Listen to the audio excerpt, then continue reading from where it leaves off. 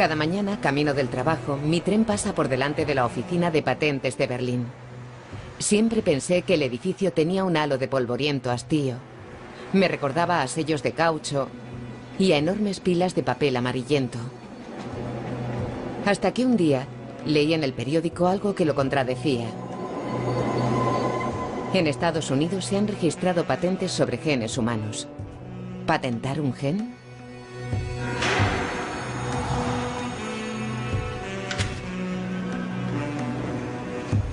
Decidí visitar la oficina de patentes.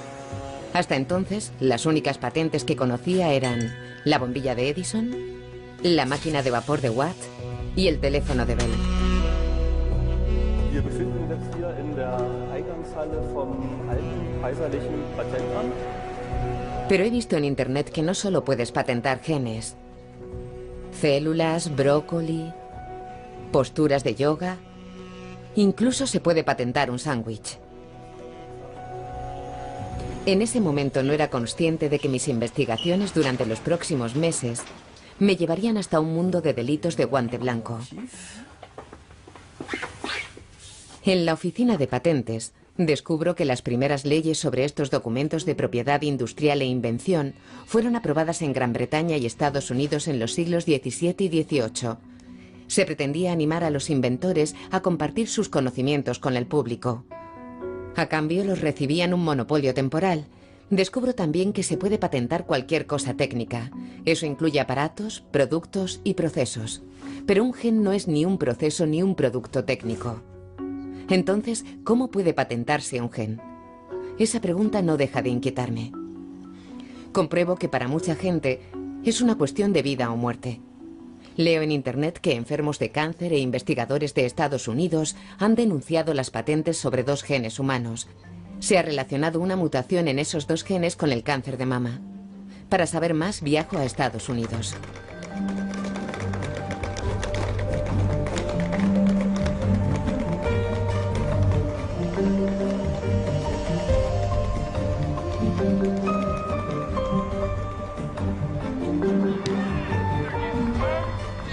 En Nueva York conozco a uno de los abogados implicados. Daniel Revischer creó en 2003 la Fundación Patente Pública.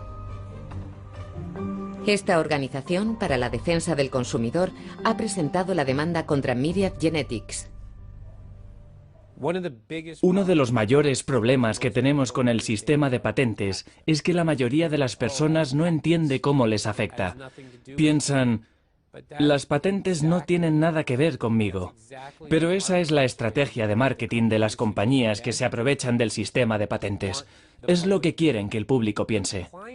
Los clientes que representamos han resultado perjudicados directa y personalmente por la existencia de estas patentes.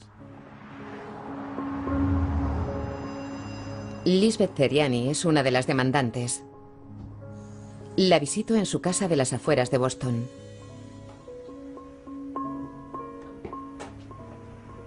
Hace algunos años, a Lisbeth le diagnosticaron cáncer de mama. Sus médicos le recomendaron insistentemente un test genético para saber si su cáncer era de origen genético. En tal caso, tendría un 80% de probabilidades de desarrollar también cáncer de ovario. Pero su aseguradora se negó a pagar el test ofrecido por Myriad Genetics. Le aconsejaron que buscara otro laboratorio. Volví a ver a la asesora genética del hospital y le dije que mi seguro médico lo pagaría siempre que lo realizara alguno de los laboratorios con los que tenía contrato. Solo tengo que buscar otro laboratorio. Me dijo que solo había uno. Yo le pregunté por qué solo hay uno y me explicó que en Estados Unidos solo había un laboratorio autorizado para hacer el test sobre los genes BRCA1 y 2 porque habían patentado esos genes. Myriad Genetics registró la primera patente del gen BRCA1 en 1994, tras descubrir su posición en el genoma humano y descifrar su código. La investigadora Mary Claire King había descubierto poco tiempo antes que las mujeres tienen más probabilidades de desarrollar cáncer de mama y de ovario cuando este gen específico es defectuoso. Los científicos de Myriad Genetics, en una carrera contrarreloj, consiguieron descifrar el código antes que sus competidores y patentaron el gen. Los médicos aconsejaban extirparme los ovarios para que no tuviera cáncer de ovarios, pero yo no estaba dispuesta a someterme a una cirugía. No estaba dispuesta a que me extirparan los ovarios sin confirmar antes que tenía ese factor de riesgo adicional. Como poseedora de la patente, Myriad Genetics tiene el monopolio sobre el gen y cobra $4.000 por la prueba, una suma que Lisbeth Seriani no podía permitirse. Para tomar esa decisión, quieres disponer de toda la información posible, y sobre todo cuando existen esas pruebas y la información es tan fácil de obtener. Solo es un análisis de sangre, es una prueba de laboratorio que físicamente puede hacerse en cualquier laboratorio de cualquier estado de nuestro país. Pero tienen las manos atadas y no les permiten hacerla. Fue realmente frustrante.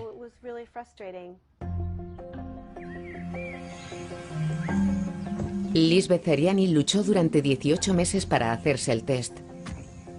Pero Myriad Genetics se negó a rebajarle el precio.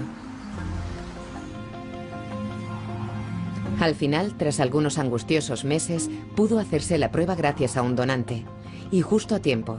Lisbeth tenía la mutación genética y necesitaba que le extirparan los ovarios con urgencia. Muchas personas se preguntan cómo se puede patentar un gen. Pero eso ocurre porque creen que el trabajo de la Oficina de Patentes es proteger al público de las patentes sobre su naturaleza excesivamente genérica. Pero aquí, en Estados Unidos, la Oficina de Patentes es un organismo secuestrado, creado para el beneficio de la industria. Y a la industria le hace feliz poder obtener patentes sobre cualquier cosa. ¿Cómo se consigue una patente sobre un gen humano? Solo tienes que solicitar una a la Oficina de Patentes, pagar una tarifa y ellos te lo dan. Así se consigue la patente de un gen. Si realmente es tan fácil patentar partes del cuerpo humano en Estados Unidos, ¿no hay algo que funciona terriblemente mal en el sistema de patentes? ¿Qué sentido tienen las patentes? Yo siempre había pensado que servían para proteger a los inventores, algo parecido a los derechos de autor para los escritores y los cineastas.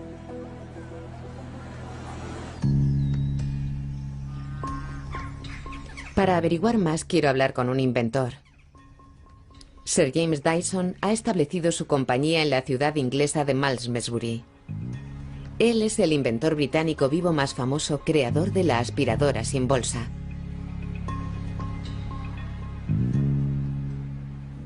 Cuando tenía unos 10 años me hicieron pasar la aspiradora y recuerdo la bolsa y el horrible olor que salía de ella.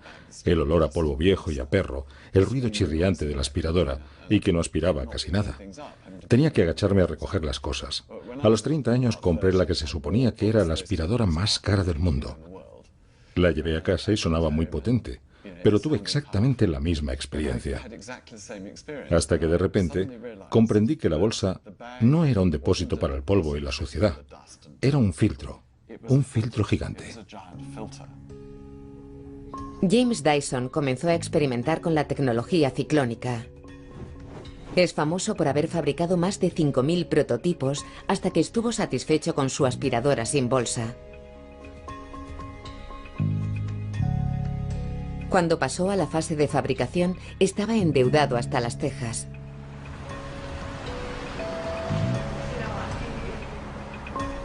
Cuando la aspiradora de Dyson salió al mercado, muchos e importantes fabricantes copiaron su idea.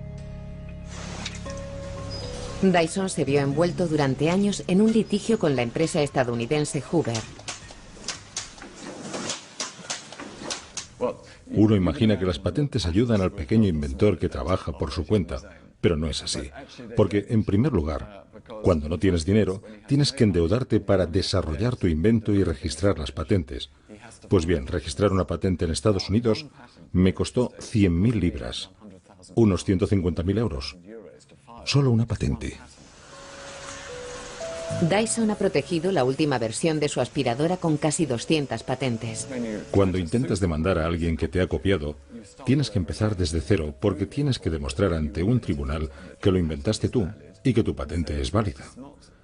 Y no es una tarea que puedas tomarte a la ligera, porque consume mucho tiempo, es muy cara y el resultado es absolutamente incierto. Está claro que los inventores como James Dyson no tienen una buena opinión del actual sistema de patentes. ¿Qué queda de la intención original de que las patentes debían fomentar la invención? ¿Qué salió mal? Hoy viajo a Virginia para reunirme con un experto en patentes famoso en todo el mundo. David Martin es un analista de la propiedad intelectual y ha estudiado la evolución del sistema de patentes. David vive en Charlottesville, la ciudad natal de Thomas Jefferson. Jefferson fue uno de los pioneros que más influyeron en la ley americana de patentes. La empresa de David Martin analiza los datos de las oficinas de patentes de todo el mundo y evalúa la calidad y el valor económico de cada patente. En su opinión, el funcionamiento actual del registro de patentes está a años luz de la idea original de Jefferson. Se ha abusado del sistema a escala masiva, sobre todo en los últimos 30 años. David opina que hay que culpar de ello a factores geoestratégicos. El gran cambio fue con diferencia cuando la proliferación de patentes se descontroló. Y eso pasó en 1980, momento en el que Japón superó a Estados Unidos en número de patentes concedidas. Estados Unidos no veía con buenos ojos la idea de que los japoneses pudieran adelantar a sus ingenieros e inventores. Y ante la incipiente ventaja japonesa en cierto número de áreas tecnológicas claves, Estados Unidos cambió su sistema de patentes. Primero, se decidió que las investigaciones académicas fueran patentables. Fue un enorme cambio, y en un plazo muy breve de tiempo, se multiplicó el número de patentes registradas hasta la fecha en toda la historia del sistema de patentes.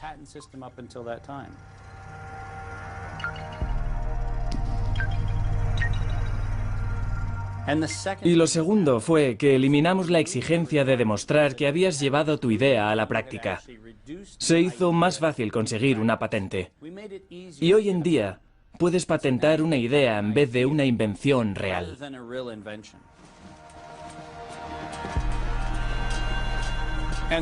Ahora, la forma de enfrentarnos al crecimiento de Japón y a su desarrollo estratégico es acumular patentes estadounidenses que nos permitan controlar las importaciones japonesas en la frontera.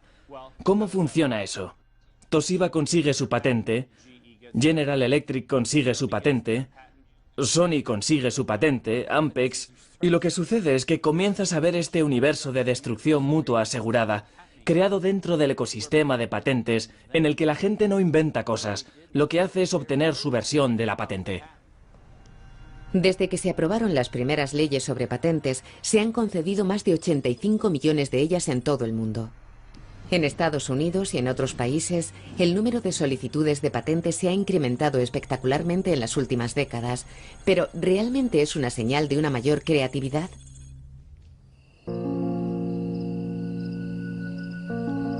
En ningún lugar del mundo se conceden cada año más patentes que en Silicon Valley.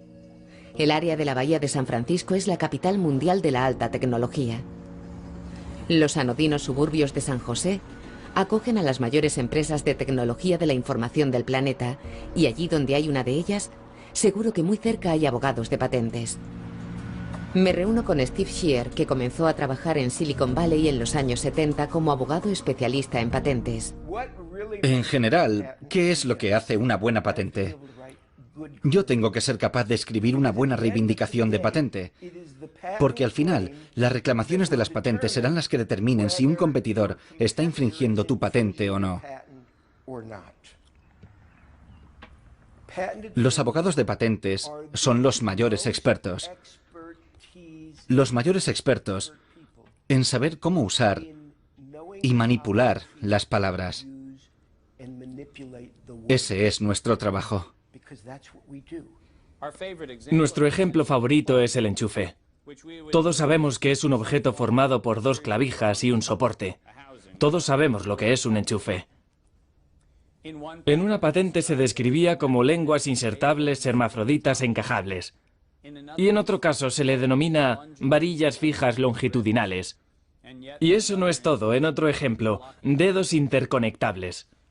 Lo que sucede es que la gente que abusa del sistema sabe cómo usarlo y cómo explotarlo. Lo que hacen es escribir su solicitud de patente asegurándose de que ninguna de las palabras que utilizan en esa patente coincida con las palabras que se usarían en una ecuación de búsqueda. Y así es como terminan consiguiendo sus patentes. La reivindicación de la patente debe ser lo suficientemente genérica como para que cubra los aparatos que se pretenden copiar, sin mencionar la previa, que invalidaría la solicitud. De forma que caminas sobre una línea muy delgada, redactando una reivindicación que es más restringida que la patente previa, que la oficina de patentes usará contra ti, y lo bastante amplia para proteger a los infractores acusados. Te he dejado sin palabras, ¿eh?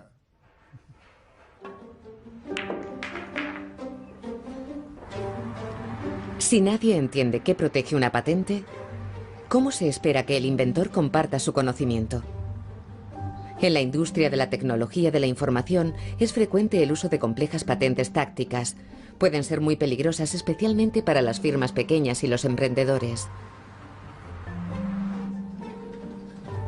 Me reúno con Julie Samuels de la Fundación Electronic Frontier en San Francisco. Es una organización civil que defiende a los inventores independientes. Digamos que yo tengo una patente y que tú acabas de inventar un nuevo producto al que le empieza a ir bien en el mercado. Y digamos que mi patente es muy difícil de entender.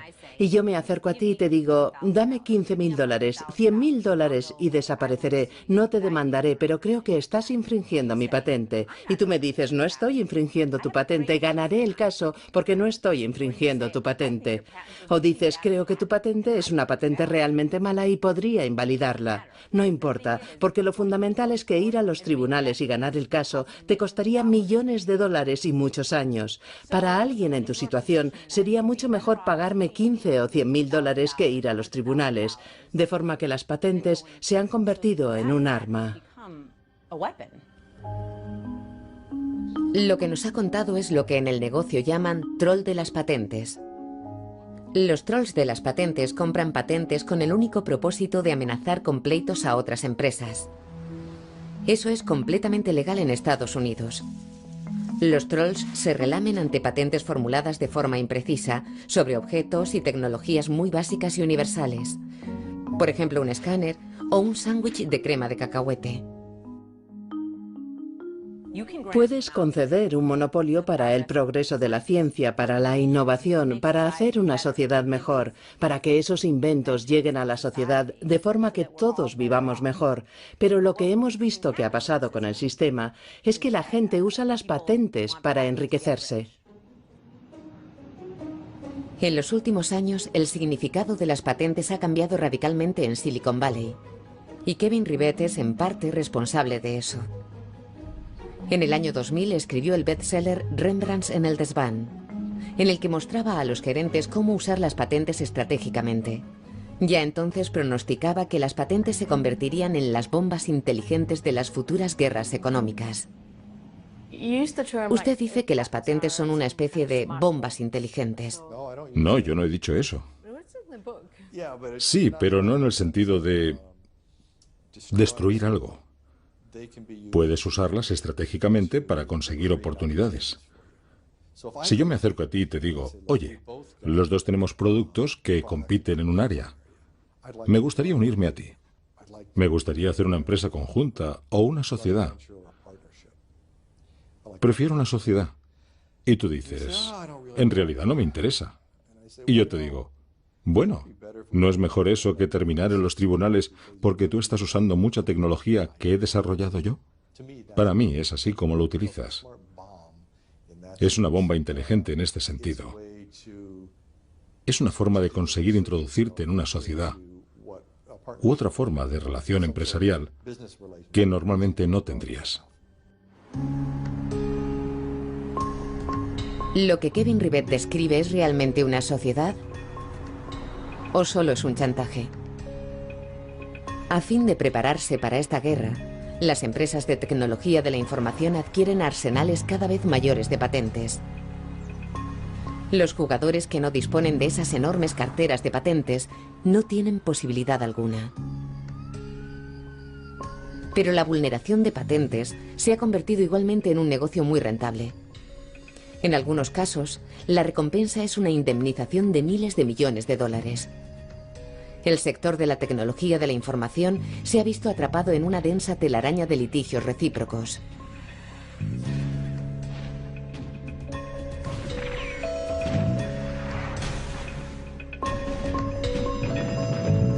Al final siempre lo paga el cliente. Y aunque las compañías tengan mucho dinero, ¿quién crees que paga los costes de estos pleitos gigantes? El cliente, bien porque recibe menos productos nuevos debido a los recortes en investigación y desarrollo, o bien porque el aparato costará un poco más, debido a que tienen que recuperar los gastos legales. Creo que todo el sistema de demandas por patentes, y puedo decirlo porque ya estoy retirado, todo el sistema de demandas, y hablo de Estados Unidos porque creo que es diferente en Europa, pero en Estados Unidos se ha descontrolado por completo. Algunos aspectos singulares del sistema judicial estadounidense propician esta avalancha de pleitos. A diferencia de Europa, en Estados Unidos los demandantes no corren prácticamente ningún riesgo. Si pierden, no tienen que pagar todas las costas legales como en Europa.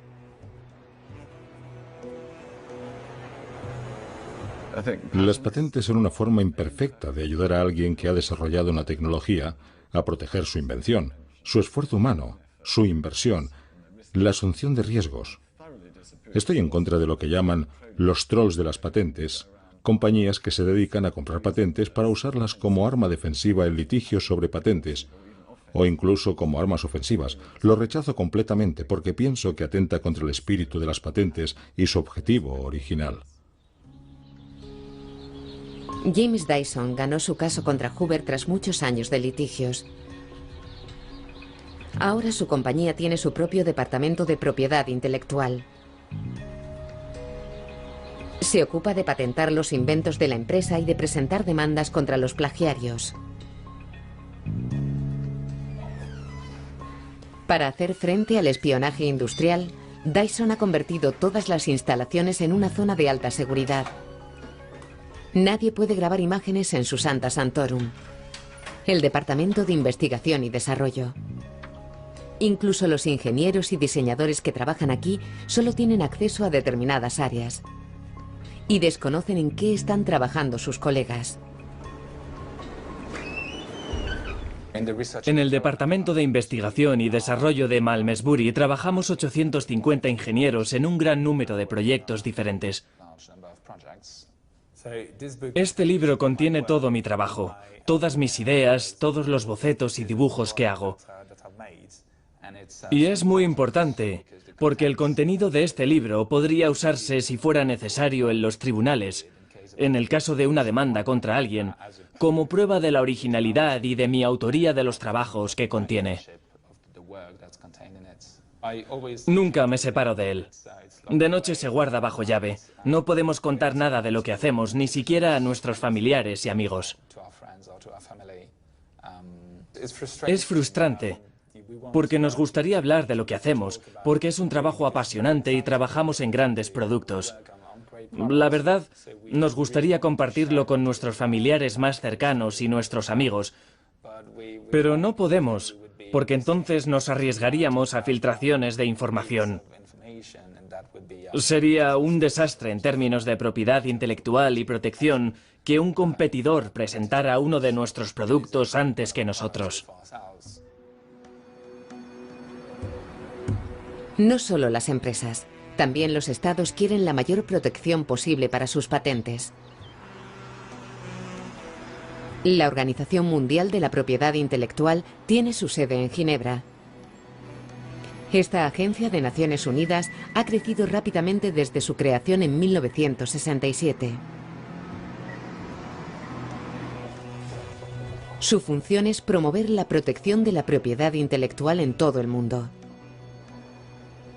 Eso incluye patentes, marcas y derechos de autor. El australiano Francis Gurry tiene su despacho en el último piso. Es director general de esta agencia desde 2008. Nosotros vemos el conocimiento como un recurso, igual que el petróleo. Y nadie dice que el petróleo debería ser gratis. Producir conocimiento cuesta dinero y también debe tratarse como una mercancía. Pero, ¿qué implicaciones tiene que el conocimiento se convierta en una mercancía global? Todas las naciones industrializadas y los países más desarrollados son miembros de la Organización Mundial de la Propiedad Intelectual. Pero hasta ahora, los gigantes de la industria han sido los más beneficiados por la protección de la propiedad intelectual. Los dos grupos tienen intereses radicalmente diferentes. En el mundo de las patentes, los temas más controvertidos son los que giran alrededor de la cuestión del acceso, que nosotros consideramos que está en la base del mecanismo, de la mecánica del sistema de patentes. Tú creas el acceso a una mercancía vendible. Yo te doy acceso a cambio de dinero, y eso implica una restricción al acceso. Y por otro lado, tienes el deseo de disfrutar del éxito social que da ese acceso a medicamentos o a una tecnología agrícola, a tecnología sensible al medio ambiente, no importa cuál sea la tecnología, energía, energía renovable. Esa tensión siempre está presente y dudo que vaya a desaparecer nunca.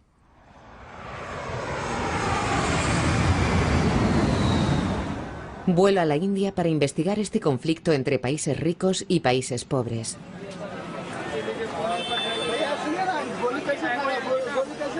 Uno de los principales problemas es el acceso a los medicamentos. Los patentados por las farmacéuticas son caros y no están al alcance de la mayoría de los habitantes de los países en vías de desarrollo.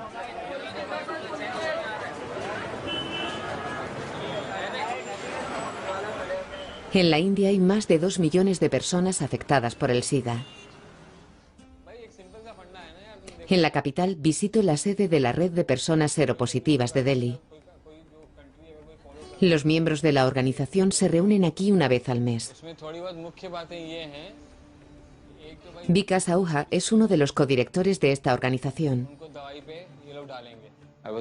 Estaba haciendo el último año de ingeniería química cuando supe lo de mi enfermedad. Entonces no había ninguna esperanza de vida porque el SIDA significaba la muerte. Ese fue el cartel que se le ocurrió al gobierno. El SIDA es igual a una calavera con 2 tibias debajo. Así que no había ninguna esperanza de vida. En aquella época había medicamentos eficaces, pero costaban entre 8 y 9 mil dólares por persona y año. ¿Cuántas personas podían soñar siquiera con tomar esa medicación? Como la mayoría de los indios, Vikas Ahuja no tiene un seguro médico que cubra los costes de su tratamiento. ¿Por qué las compañías farmacéuticas no bajan sus precios en los países en desarrollo? Se lo pregunto a un responsable de Médicos Sin Fronteras. Las grandes empresas farmacéuticas bajan sus precios, pero no lo suficiente. Es como si solo quisieran mejorar su imagen. Dicen que en lugar de los 10.000 dólares que cuesta, te darán el medicamento por 5.000 dólares por paciente y año. Pero 5.000 dólares es muchísimo dinero en esta parte del mundo. Las compañías farmacéuticas son reacias a bajar sus precios debido a los reimportadores. Quieren proteger sus lucrativos mercados occidentales. El hecho de que existan algunos medicamentos asequibles se debe en parte a Mahatma Gandhi. Gandhi estaba convencido de que la India debía liberarse de la dependencia económica de Occidente y animó al desarrollo de una industria farmacéutica local. En los años 60, India abolió todas las patentes sobre medicamentos. Eso significaba que en la India podían producirse medicinas que contenían sustancias patentadas a un precio mucho menor. Los primeros medicamentos eficaces contra el SIDA se pusieron a la venta en Estados Unidos y Europa en los años 90. Las patentes no tenían validez en la India y algunas organizaciones de ayuda internacional como Médicos Sin Fronteras pidieron a una compañía india que produjera una versión genérica por muy poco dinero. Cuando Médicos Sin Fronteras comenzó a hablar con las compañías indias fabricantes de genéricos, se dieron cuenta de que el precio no tenía que ser de $10.000. Podíamos conseguirlos por 350, $1 al día. El precio se hizo público y el SIDA se convirtió en una enfermedad tratable. Los primeros medicamentos indios para el SIDA salieron al mercado en el año 2000. Una de las razones por las que eran tan baratos era que algunas sustancias desarrolladas por varias compañías podían combinarse en una sola pastilla. En Occidente eso no era posible debido a la ley de patentes. La mayoría de los medicamentos para el SIDA producidos en la India se exportan a África. Y solo es posible porque las patentes allí tampoco tienen validez. En primer lugar, los medicamentos para el SIDA nunca fueron un mercado apetecible. Nadie quería tratar el SIDA en el África subsahariana. La mayoría de las patentes no se registraron para su protección en esa zona del planeta. Pero cuando surgió la epidemia de SIDA, apareció el interés comercial y de pronto el deseo por patentarlos no encajaba con el domicilio real de las patentes. Las mayores polémicas relativas al tratamiento del SIDA surgieron del hecho de que los países donde la epidemia de SIDA era peor eran lugares donde las patentes no estaban reguladas. Esa es la razón por la que las naciones industrializadas presionan para que se apliquen de forma vinculante las normas internacionales de la propiedad intelectual. Quieren que sus patentes se respeten en todo el mundo, impidiendo las copias legales, como en el caso de la producción de genéricos en la India. En 1994 se creó la Organización Mundial del Comercio y se adoptó el acuerdo internacional más importante sobre protección de la propiedad intelectual. El acuerdo vincula las patentes con la legislación internacional sobre el comercio. Los países que no respeten las reglas pueden ser sancionados con gravámenes a la importación sobre las materias primas que exportan. En ese contexto de negociaciones multilaterales sobre el comercio, los países desarrollados, los países industrializados, decían: vale, nosotros vamos a abrir nuestros mercados a los productos de los países en desarrollo. La consecuencia de ello será que los trabajos en los sectores de baja tecnología e intensivos en mano de obra serán exportados a otros países, porque sus mercados de trabajo son más baratos. Así que perderemos trabajos. Y decían: a cambio de abrir nuestros mercados, esperamos que vosotros protejáis el insumo conceptual de la producción. Y el insumo conceptual de la producción es la propiedad intelectual.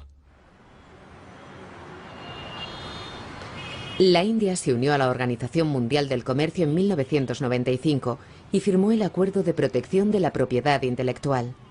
Delhi se vio obligada a reintroducir las patentes sobre las medicinas.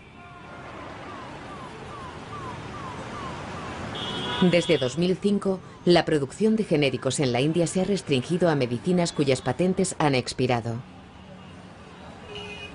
De forma que las sustancias nuevas y mejoradas para tratar el SIDA o la hepatitis, por ejemplo, solo serán accesibles para todo el mundo y sin ninguna restricción 20 años después de su desarrollo.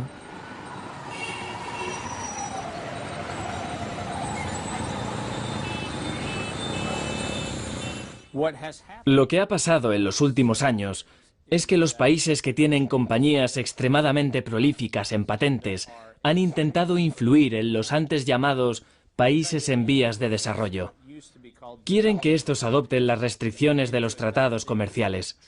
Tratados que, básicamente, favorecen a los países tenedores de patentes a costa de los consumidores de los países con los que tienen acuerdos. De forma que los tratados comerciales bilaterales a menudo amplían los derechos de las patentes un poco más de lo que lo harían los acuerdos internacionales de la Organización Mundial del Trabajo o el Tratado de Cooperación en materia de patentes.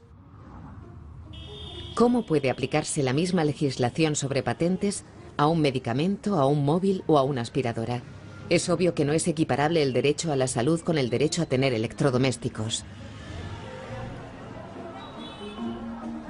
Actualmente los países pobres pagan más por licencias de uso de patentes a compañías del mundo industrializado de lo que reciben en cooperación para el desarrollo. Ahora, en la guerra global para defender la propiedad intelectual, países como la India comienzan a proteger sus propios recursos.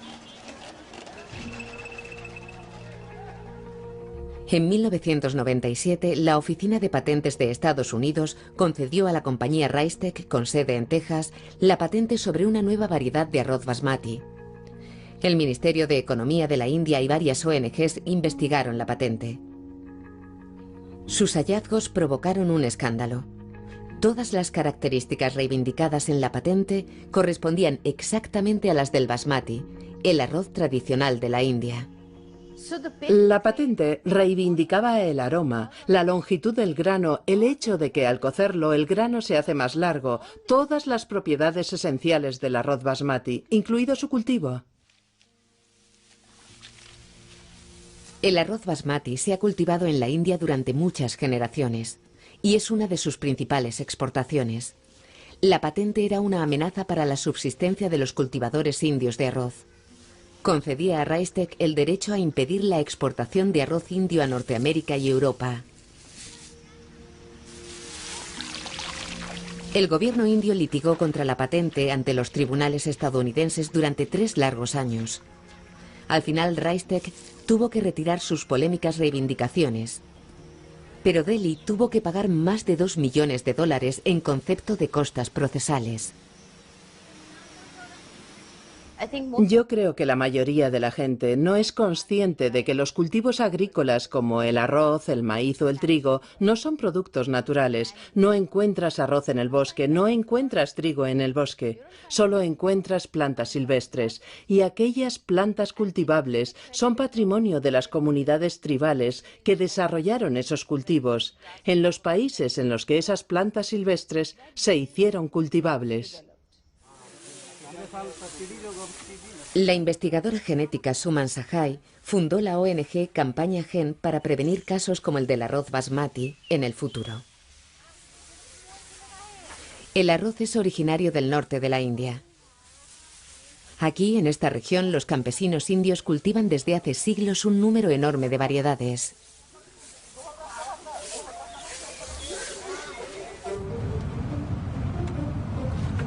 Para proteger la diversidad biológica, Campaña Gen ha creado bancos genéticos y de semillas en muchos pueblos del estado de Jharkhand. También forma a los agricultores en los principios básicos de la investigación científica. 84. Las características de las variedades locales de arroz se documentan en investigaciones de campo. Posteriormente, las plantas son registradas y protegidas como variedad tradicional en una base de datos nacional. Si las compañías que venden semillas quieren usar este material genético, tienen que pagar una licencia al Fondo Genético Nacional.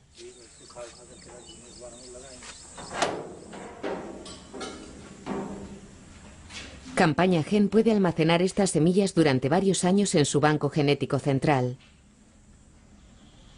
Las semillas son analizadas regularmente para evitar las plagas y la humedad. En los últimos 10 años, Suman Sahai y sus colegas han recolectado casi 1000 variedades. Esto vale millones de dólares para cualquier compañía, porque las compañías que venden semillas necesitan mucha diversidad para poder crear nuevas variedades. Nosotros tenemos variedades resistentes a la sal, a la sequía, a las plagas, que crecen en este clima y en otro clima, en este tipo de suelo y en otros tipos. Tenemos prácticamente cualquier tipo de arroz, no todos, pero un número muy grande. Cualquier compañía de semillas daría un brazo y una pierna para acceder a este material. Por eso lo vigilamos de cerca. Las variedades de arroz del banco genético están protegidas por nombres en clave. Las áreas en las que se cultivan y otros detalles solo los conocen unos pocos elegidos. Esos conocimientos hacen que estos granos sean aún más valiosos. Esta semilla no puede ser patentada. No será patentada, es propiedad del pueblo. Es definitivo. Ninguna patente.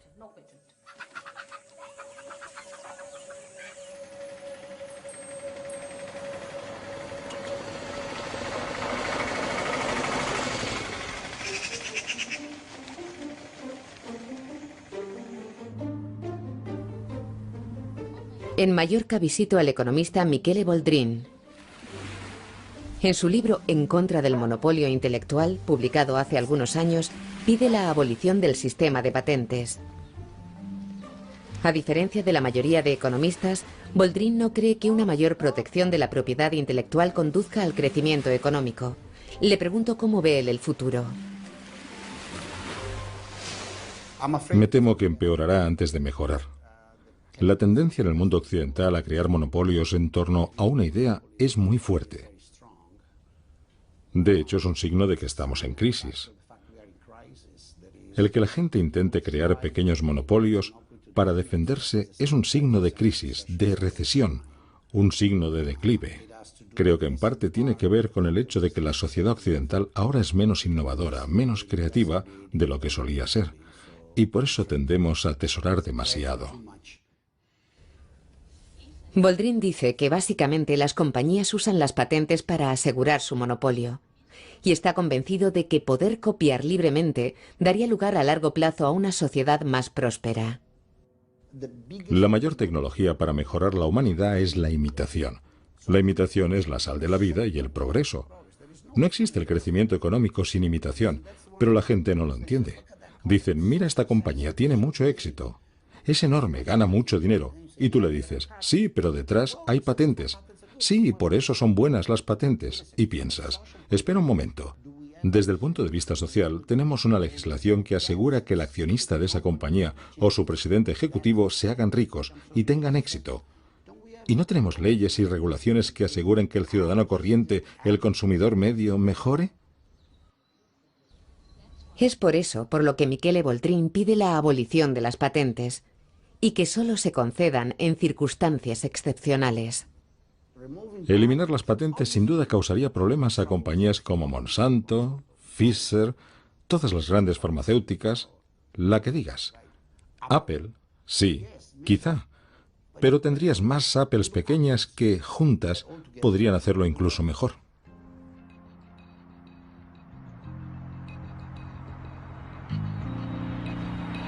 ¿Realmente el mundo necesita las patentes para animar a los inventores? Muchas personas en el sector de la tecnología de la información no lo creen. Las comunidades de software libre llevan 30 años desarrollando programas de ordenador con código abierto. Los programas son mejorados continuamente por los miembros de las comunidades. Durante los últimos 5 años han surgido movimientos similares en otros sectores, por ejemplo en la industria del automóvil. En las afueras de Phoenix visito Local Motors. Aquí se fabrican prototipos y series limitadas en un proceso de desarrollo abierto. Creo que podemos mejorar el agarre. Tenemos que conseguir que el punto muerto esté a la altura correcta en la caída de las ruedas delanteras. John Rogers es uno de los fundadores de Local Motors. Su objetivo es cambiar los procesos de innovación en la industria del automóvil con un modelo de negocio completamente nuevo. El destino del 70% del petróleo son los coches y camiones ligeros. Tenemos 1.000 millones de vehículos y hay 7.000 millones de habitantes en el mundo. ¿No deberíamos hacer los vehículos de la misma forma poco sostenible que hasta ahora? La industria clásica del automóvil es lenta adaptando innovaciones debido a las grandes inversiones. Las máquinas y las cadenas de montaje solo se amortizan después de un largo periodo. Local Motors, por el contrario, confía en herramientas sencillas y baratas y en el hombre antes que en las máquinas. De esa forma, los coches que se fabrican aquí pueden mejorarse y refinarse constantemente. La compañía ha creado la mayor comunidad en Internet de desarrolladores, diseñadores y aficionados a los coches del mundo. Gracias a un software especial de 3D, pueden contribuir al proceso. Estos diseñadores independientes de coches ven la publicación de sus ideas en Internet más como una forma de protección que como un riesgo. La mejor manera de proteger o reivindicar tu propiedad intelectual es gritar y ondear la bandera diciendo, esto es mío, no impidiendo que la gente lo use. Si dejas que lo use, estás reafirmando tu autoría diciendo públicamente, yo tuve esta idea. En vez de jugar con las cartas pegadas al pecho, mientras piensas que tienes algo genial, y 2 semanas después, cuando estás listo para lanzarlo, llega otro tipo y dice, durante los últimos 6 meses he estado trabajando en una idea genial, aquí está. Y tú llevas 1 año trabajando en eso, y ahora has perdido todo 1 año, porque él te ha ganado por la mano. Aunque Local Motors no cree en las patentes, el trabajo de la comunidad sí está protegido mediante un sistema de autorización alternativo.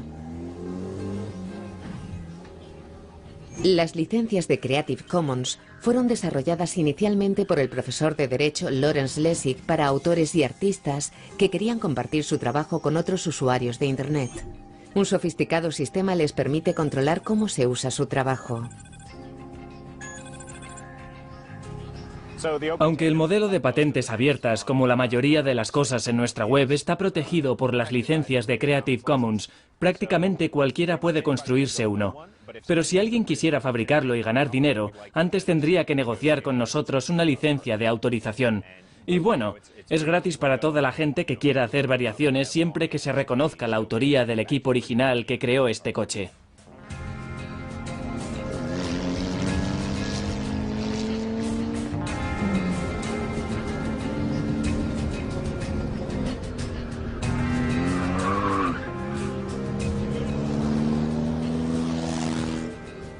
Existe la necesidad de escuchar a las personas creativas y de desarrollar sus ideas porque tienen pocos recursos materiales pero mucho conocimiento. Los inevitables avances con una base social son extensos en conocimientos pero asequibles en lo económico. El experto indio en gestión, el profesor Anil Gupta, ha desarrollado un modelo para la innovación famoso en todo el mundo. Se basa en los recursos creativos de la gente corriente. Los problemas más urgentes de la India no pueden ser resueltos por los departamentos de I+D de las grandes compañías. En este taller, el profesor Gupta ayuda a sus estudiantes a desarrollar una máquina para recoger basura.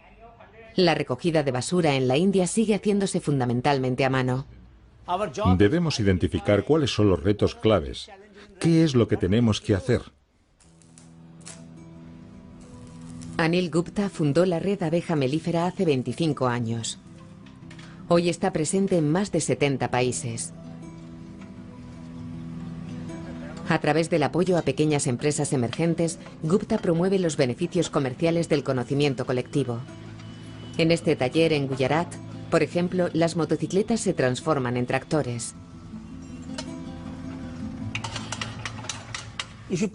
Si patentas las piedras angulares de una tecnología, ya sea un medicamento, un ordenador o telecomunicaciones, e impides que otras personas puedan mejorarla y desarrollarla, es un error. Eso reprime la innovación. Pero si decidimos que ningún país debe permitir patentar las piedras angulares de la tecnología, serán accesibles para todos, y el sistema de innovación florecería.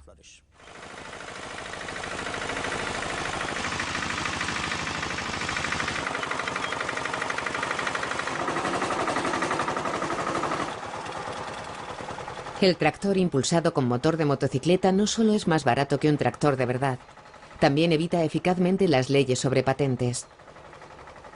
A menudo los repuestos de los tractores están patentados y solo pueden fabricarse bajo licencia. Pero aquí los granjeros pueden fabricar sus propios arados o sembradoras y usarlos con su tractor Gujarati. En toda la región se han creado docenas de talleres de tractores como este.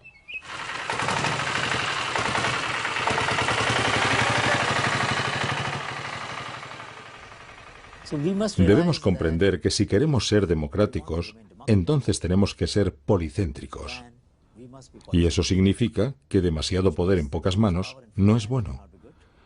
Y si los monopolios son malos en todos los sentidos. Debemos reconocer que un régimen liberal reformado de propiedad intelectual es la mejor garantía de democracia. Si permites la concentración de poder en pocas manos, no importa el éxito que puedan tener hoy, tarde o temprano atacarán las raíces democráticas de la sociedad. Bancos genéticos para proteger los recursos indios, coches de código abierto y redes mundiales de inventores. La resistencia avanza en la guerra contra las patentes y la innovación florece a pesar de las patentes. A mi regreso de la India, descubro que el Tribunal Supremo de Estados Unidos ha rechazado las patentes de Myriad Genetics sobre el gen BRCA1. Es un enorme éxito para Lisbeth Zeriani y los demás demandantes. Pero irónicamente, las patentes estaban a punto de expirar. Recordemos que las patentes eran caminos cerrados en el espacio de la innovación pública. Cuando esas patentes expiran o son abandonadas, es que esos caminos vuelven a abrirse y la gente puede viajar por esos espacios que antes estaban prohibidos. Cuando esas patentes pasan a ser de dominio público, nosotros tomamos nota y ponemos esa información a disposición del público. Esas tecnologías están disponibles para el público de forma gratuita. Con su banco de datos, David Martin quiere proporcionar acceso a través de Internet a todo el conocimiento almacenado y olvidado en los archivos de patentes. Al final de mi viaje he aprendido que este complejo monstruo llamado el sistema de patentes tiene mucho más que ver con mi vida diaria de lo que nunca podría haber imaginado.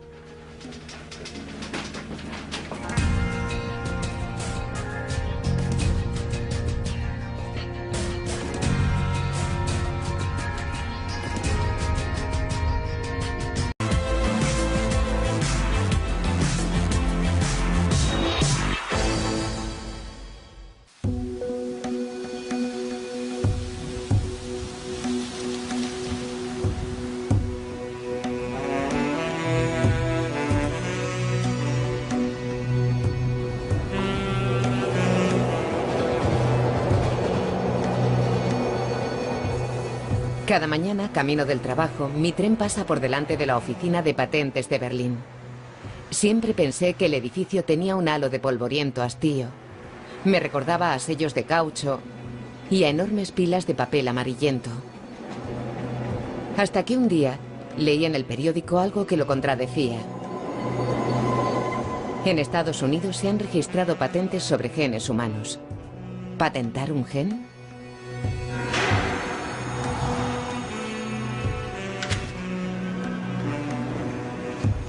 Decidí visitar la oficina. El consumidor ha presentado la demanda contra Myriad Genetics.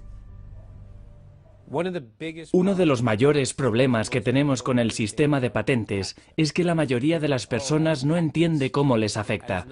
Piensan, las patentes no tienen nada que ver conmigo. Pero esa es la estrategia de marketing de las compañías que se aprovechan del sistema de patentes. Es lo que quieren que el público piense. Los clientes que representamos han resultado perjudicados directa y personalmente por la existencia de estas patentes. Lisbeth Zeriani es una de las demandantes. La visito en su casa de las afueras de Boston.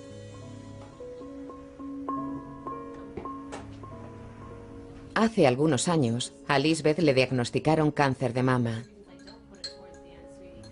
Sus médicos le recomendaron insistentemente un test genético para saber si su cáncer era de origen genético. En tal caso, tendría un 80% de probabilidades de desarrollar también cáncer de ovario.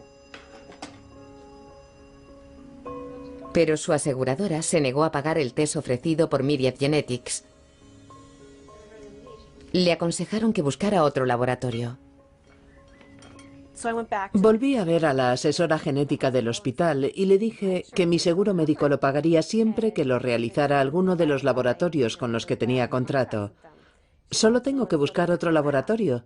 Me dijo que solo había uno. Yo le pregunté por qué solo hay uno y me explicó que en Estados Unidos solo había un laboratorio autorizado para hacer el test sobre los genes BRCA1 y 2 porque habían patentado esos genes. Myriad Genetics registró la primera patente del gen BRCA1 en 1994, tras descubrir su posición en el genoma humano y descifrar su código. Dar cualquier cosa técnica. Eso incluye aparatos, productos y procesos. Pero un gen no es ni un proceso ni un producto técnico. Entonces, ¿cómo puede patentarse un gen? Esa pregunta no deja de inquietarme. Compruebo que para mucha gente es una cuestión de vida o muerte. Leo en Internet que enfermos de cáncer e investigadores de Estados Unidos han denunciado las patentes sobre 2 genes humanos. Se ha relacionado una mutación en esos 2 genes con el cáncer de mama. Para saber más, viajo a Estados Unidos.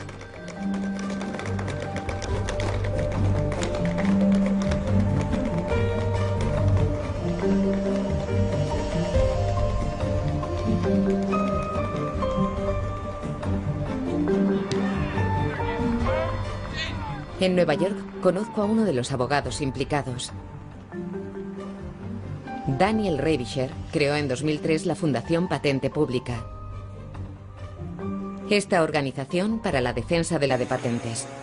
Hasta entonces, las únicas patentes que conocía eran la bombilla de Edison, la máquina de vapor de Watt y el teléfono de Bell. Wir befinden uns hier in der Eingangshalle vom alten kaiserlichen Patentamt. Pero he visto en Internet que no solo puedes patentar genes, células, brócoli, posturas de yoga, incluso se puede patentar un sándwich. En ese momento no era consciente de que mis investigaciones durante los próximos meses me llevarían hasta un mundo de delitos de guante blanco. En la oficina de patentes, descubro que las primeras leyes sobre estos documentos de propiedad industrial e invención fueron aprobadas en Gran Bretaña y Estados Unidos en los siglos XVII y XVIII. Se pretendía animar a los inventores a compartir sus conocimientos con el público. A cambio, los recibían un monopolio temporal. Descubro también que se puede patentar